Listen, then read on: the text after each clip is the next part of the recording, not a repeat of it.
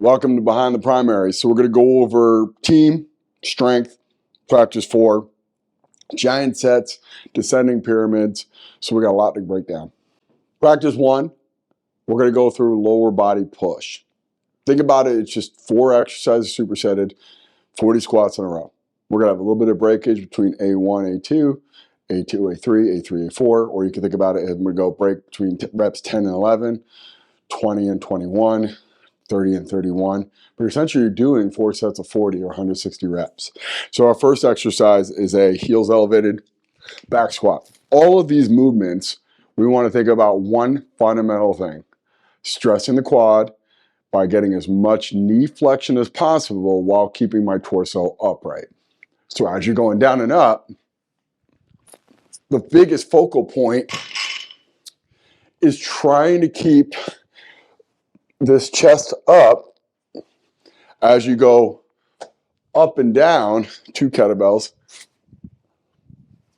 and then finishing off with hack squat, getting as much stress in that quad area as possible. 40 reps in a row, changing the position of the load, going from a back position, front position, a double kettlebell position, a side position, is going to stress my center of mass as I start to load. And one of the big keys that we find is that there's going to be some sort of limiting factor. Right, a lot of times we're not really accustomed to putting that much stress in the area. It's a big muscle. We call it a low gear muscle, meaning that it has a lot of pinnate muscle fibers that go in this diagonal or this more oblique fashion, and that packs more sarcomeres or contractile units in an area. And I can hit this gear that can get very high force and very slow velocity, and I can grind, and I can grind, and I grind.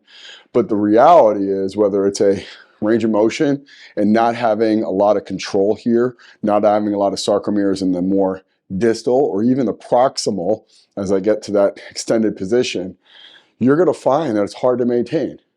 It's a lot of stress. Think about it from, you're essentially doing 4 exercises, set of 10 with a 2-0-XO tempo.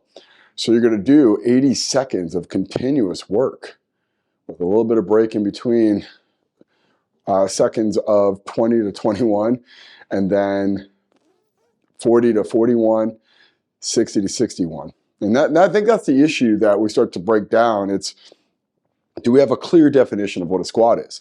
So we're starting to squat down. This should be the same whether feet flat on the ground, or I'm holding a med ball, I'm holding 2 kettlebells, I'm holding 2 dumbbells, I'm holding a bar. And the construct is this, is once you learn how to move with the appropriate biomechanics, everything is a lot easier. So we go through this A1 through A4, choose a weight between the barbell, between the med ball, between the dumbbells, between the kettlebells, that we can keep really good execution for all 40 reps. You're going to do 4 sets of it. So it's 160 reps as you crank through this whole entire workout. All right, let's move on to practice 2. Practice 2 is going to open up with pull-up. So vertical pull, trying to get as much range of motion. So head pushed through at the bottom, chin over at the top, trying not to let your body swing forward. So a lot of times we, just like in a squat, we'll start to push our butt back. Same thing here, we'll lift our shoulders up to get more mechanical advantage. Try to stay upright as much as you possibly can. We've got 2 options, 10 or 5. So if you're struggling to get 10, go to 5. We want to find out how to get as much volume as possible. So if you are getting 5 and you're getting stronger, you can get more past that, push through, try to get a couple more reps. If you can get 10, and you can get all 4 sets of 10 with A2 through A4, go up in weight. We're going to pair that up with a dead stop row. So 2 kettlebells on the ground, pulling from the ground up. If you lack hamstring flexibility, you're going to go off of blocks. The shorter the kettlebell, meaning the lighter that bell, the closer it is to the ground, you have a little bit more hamstring requirement. But the same key is, as I'm pulling, I want to push my torso down to activate those lats to get as much stress in that area as possible. We'll transition to a bench, a chest supported, lying down over a bench, pulling up and back, keeping my chest pushed through that bench while I pull my elbow up and back. And then we'll finish off with a face pull, pulling towards there. We're going to use double band. So as you pull, You're spreading and trying to create a retraction as well as trying to abduct your shoulders at the end. So stressing lat, stressing rear delt, stressing rhomboid, stressing the mid and low trap, getting a lot of tension in that area. The key, above all else, is trying to make sure that we're optimizing biomechanics. Vertical pull there, staying horizontal on your rows, pulling your elbow up and back, keeping your elbow up and wide on that face pull. So we target the right tissues, the right muscles, the right things, so we can get stress allocated to that area. So when we start using momentum or we start to change our body angle and position, that stress gets allocated to other places, maybe areas we don't want. So this is going to be a test to your fortitude to hold on through the entirety of those 40 reps or 35 reps as we go through those 4 sets over the course of 4 weeks. All right, practice number 3, we're going to hit up RDL, then we're going to go kettlebell deadlift, then we're going to go med ball Zercher good morning with the toes elevated, and we'll finish off with dumbbell RDL. RDL, exact opposite of we're trying to work from our squat pattern. Shins straight up and down. That's your kind of go-to point. So as I go down, if my shins start creeping forward, I'm taking stress off of my hamstring and my glutes and putting in my quads. So the reverse of what we saw with a squat. When we start to hinge on a squat, we're taking stress from the anterior part of our legs and pushing it towards the posterior chain. We want our squats to look like squats and our hinges to look like hinges. So as you're going through these, you're choosing a load. Your focal point is trying to create stress in that hamstring glute area. You're trying to make sure that you're accommodating the goal above all else. RDL's first one. So grab onto that bar, set up here, straight up and down, keeping that chin tucked, back flat, pushing your butt back. We'll grab on 2 kettlebells, set up in between your feet, come up and down there. We're going to go 10 reps there. Moving on, we're going to get into the slant board. On the slant board, we're going to hold a med ball and go toes elevated. And what this is going to do is put you uphill and you balance that out by pushing your butt back. So it gets you closer into that hinge mechanic, especially as we start getting fatigued. It's going to be harder and harder to maintain that position. So as you load up, you're thinking that first move, holding onto that med ball is crush, push your butt and hips back, trying to load the hamstring. Last one is grabbing on 2 dumbbells. Intentional. We want a self-limiting exercise at the end. We're going reps 30 through 40. Because what we want to find is how to stress that hamstring without increasing risk. So we want to make sure the risk is down and the results are up. High reward from the things that we're doing. So recap, RDL, deadlift, good morning, RDL again, maintaining that vertical shin, pushing your butt back, keeping a flat neutral spine up and down to create as much stress here and here so we don't have an effect that we don't want from low back, anterior knee, whatever it is. Really awesome block here. Let's move on. All right, so strength, block number 4. We're going to go descending pyramid. So from the top of the list, we need to go through loading. Inverse relationship between reps and intensity. The higher the rep, the lower intensity. The higher the intensity, the lower the rep. So right off the bat, 10 is going to utilize a lighter weight than the 4. So the reps will go 10, 8, 6, 4. When you go from your 10 to your 8, you want to make a slight bump in weight. When you go from your 8 to your 6, you want to make a slight bump in weight. And then when you go from your 6 to your 4, you want to go up in weight. Best way to think about it is what can I hit for 4 with a 3-0 exo tempo, and then start to subtract weight to get to your 10. Day number 1, practice number 1, we're going to hit a contralateral, and it's going to be important to remember opposite because we're going to go over mechanics of why this is a really important loading. Plus we have less dumbbells out, but the other big key is now we're loading different systems in our body. We're loading a little bit less so we can focus more on the quality of the movement. The other keys for split squat: escalator, not elevator, trying to create as much flexion on that knee as possible. And then as we go down, we're thinking about loading into a knee flex position. So my right foot forwards, I'm holding with my left. We're going to go down, keeping my chest up, trying to get that hamstring down to the calf, getting as much stress into that quad as possible. Then I switch and I go down, loading into that quad position. So I'll do a set of 10 right and left, 3-0 exo tempo, get my A2, put that dumbbell back, grab a slightly heavier one. Then I'm going to do 8 and then I'm going to do 6, and then I'm going to finish off with 4. That last set of 4 should be challenging. Week 1, we want to have a couple reps in reserve, meaning that he could do a couple extra reps at that load. So we start subtracting and chipping away at that load. So by the time we get to week 4, we're at a true 10 RM, true 8 RM, true 6 RM, true 4 RM, or complete. You couldn't do another rep at that weight. So let's move on to practice number 2. So we're talking about practice number 2 now. Same rep scheme, 10, 8, 6, 4. Every time I go from a higher rep to a lower rep, the weight will go up. We're going to go a 3-point stance, so 2 feet in the ground, 1 hand on a bench, rotational row. And that pattern mimics the pattern we would do if we punch, just in reverse, right? So if I asked you to punch, you would punch or extend and rotate. Same thing here. Now we're just coming from the opposite direction. So I come from this position out here and I pull in. So when I set up, think good hinge position, shins vertical, body nice and long from my tailbone to the top of my head. From here, the thumb is pointed in. I pull up and back and then back down. Key being is as I pull, I'm not shifting. I'm not trying to rotate.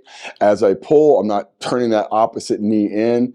As I pull, I'm trying to take that rib cage, push it down, and then pull that elbow back. And the other big key is we're trying to get your knuckles to the height of your ribs, so we get into a good shoulder extended position. So we pull, we rotate, switch sides, we pair that up with our A2, and then we move on to the heavier weight, and then keep trying to pushing through till we get to the 4th set of 4.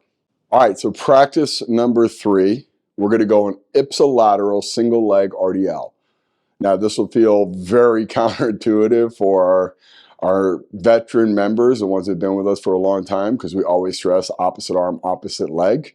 Well, now we want to stress on a different position, right? So there's a whole different system of fascia going from my feet all the way to the top of my head. And there's lines that cross the midline. There's one called the spiral back line. There's also lines that go more of the same side. This one we call the lateral line. So as we start to load up different foot positions, different orientations of that foot, we find that I rely on certain fascial lines a little bit more than others, as well as potentially at least a breadcrumb trail to maybe why we have an asymmetry when we jump. Maybe it has some sort of force impact, so I don't produce as much force on my Nordic. Maybe I start to see a balance issue, a proprioceptive issue, because I don't know how to orient my foot in space. So if we look at it from that foot, flat in the ground, the heel's in contact and the ball of the foot, foot and the hand are very roughly the same, but I'll take my shoe off just for point of reference. When I start to pull my heel inward, this is inversion. Pull my heel outward, eversion, right? Sometimes we talk about this as a supinated or pronated position. But the key is when I start to move in maybe a contralateral position, that foot reacts to where that load is, right? So the foot engages the ground. So, okay, the load's over here. My foot in contact with the ground is down there. I'm going to start to abduct this hip to associate that, and then I might slightly invert. Vice versa now, let's say I'm loaded on the same time, so same side, so now I have my left foot in the ground and I'm holding with my left hand. Now I don't have that cross-body action, right? So normally I would abduct the hip and invert. Now I don't have that. So I have to start maybe potentially looking at everting and then balancing that hip from going in. So for context, when we're going to go down in a single leg RDL, I now have a different balancing because that knee wants to go into valgus, that heel wants to dump in. So maybe I want to start to adjust that foot in the ground to go more inverted to react to that more everted position of the ankle. And all we're trying to do is load that hip hinge, so good vertical shin, spine nice and long, and that foot is the first touch point, the only touch point we have with the ground. So as we start to move, you start seeing different effect as opposed to holding here. I load that hip differently, but now I can't necessarily abduct as much because I have so much load or weight going there. So I have to react by organizing just slightly different from the foot up. Same rep scheme, 10, 8, 6, 4. What you'll notice though, and this is interesting, is as we start to get heavier, things become more amplified. As we go longer, things become more amplified. As we go faster, things become amplified. It just becomes louder or more transparent of what is the issue. So if you have a lateral line that's not properly functioning, organizing, balancing, stabilizing, if you have a cross line or a spiral back line that again isn't organizing, finding a way to balance yourself or create some sort of stability, then you're going to come out, it's going to come out more transparently when it's heavier, faster, or longer. And in this spectrum, we have a long with a 10, and we have a heavy with the set of 4, you're going to find that amplified version of that movement. So if you lack balance, if you lack that lateral line, if you lack stability, range of motion, control, it's going to become more pronounced, right? So we choose the load off of the simple premise of I want a vertical shin, a long spine, come on down. And then from there, you now challenge that position by loading in different positions. So in practice 1, we have a contralateral. In practice 3, we have an ipsilateral. We're going to get a lot of feedback to that balanced proprioceptive system this month. Practice 4, let's talk about it. So now we're working in our 3 days between team and strength. Lower body push on practice 1, upper body pull on practice 2, lower body pull on practice 3. Now we're back to practice 4, so we're going to work on upper body push. We have a 4 equal amounts of stress between those 4 days. Our focal point is a giant set with practice 4. We're going to take 4 exercises, smash them together to hit the same muscle group, in this case your pecs, maybe your shoulders, maybe a little bit of tricep, to really, really create tension, stress, to get some sort of challenge to each one of our members going through this. Simplest way to put it, it's 40 exercises in a row of the same muscle group. Hence why it's called a giant set. For this effect, we're going to work dips, 10 or 5. So we're thinking getting the shoulder extended position more upright so we get a shoulder back, stressing the anterior part of our pec. We're all the way from here to here, pulling from that midline of the pec to the shoulder. So thinking that's like a bow and arrow. The more I pull back on that pec, the more stress and the more recruitment I get there. So now I have this more vertical position with an extended position in the shoulder. I'm going to transition that to a 1 med ball diamond grip push-up. So if I look at the med ball, we're holding here, coming down and up. We're going to move from there to a dumbbell neutral grip bench. So palms in, and we like neutral grip for 2 reasons. 1, a little healthier, stabler on the shoulder. And then 2, we get more range of motion. Again, pulling more on that bow. And then the third exercise is a push-up. So the more challenging variation of push-up is a diamond grip because we're working more tricep in there. We take that away and then we go more towards that actual traditional push-up. A little less range because we're getting blocked by our chest than a neutral grip bench. But the same effect, trying to pull on that bow, and we're going to stress those muscle fibers from a really deep extended, pulling really hard on that bow, to a now slightly elevated, to a more range there, to a more there. And why would we put something like dumbbell neutral grip bench later? Because it has a higher potential to be externally loaded. We can't as readily change the weight for push-up. Our variations for push-up are going to be threefold. 1, we can go toes and hands. So hands in contact with the ground of the ball, and then toes on the ground. Only other options left after that, if we can't do a push-up from that position, is toes and hands on the way down, hands and knees on the way up because we're stronger eccentrically. And the final option would be, hey, I only can do a hands and knees the whole way up and down. So we're going to do those 4 exercises smashed together, trying to really stress that shoulder, that pec, maybe the anterior delt, maybe a little bit of tricep, but you're going to get that full effect there. And again, the same thing about giant sets for our team programming is it's just really creating a lot of stress in that localized area to create as much adaptation as possible. So let's have a great training block. Thank you guys.